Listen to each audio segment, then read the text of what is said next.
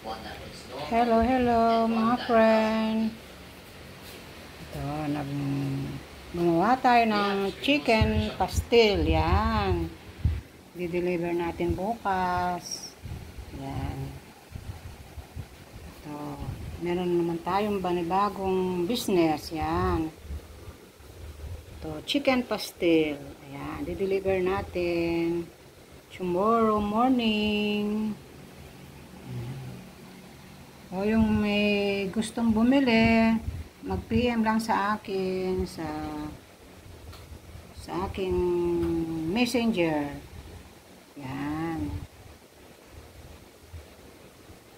Kaya sa aking YouTube sa Ron Vlog, Ron and Lola Vicky's Vlog. Yan. Yan. Bili na kayo ng pastil, chicken pastil. Yan. Mura lang ito mga friend. Yan. Kayang-kaya ng inyong mga bulsa. Ayan, hindi na kayo magluluto. Ready to eat na. Ayan.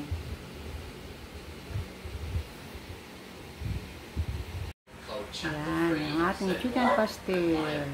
What's strange that it seems like a normal video, and the fact that we saw it rave, then the post is called revival, makes it seem like someone is back alive, like his cousin. Are we still watching Steven, or is this his cousin's perspective playing on his own work? Hello.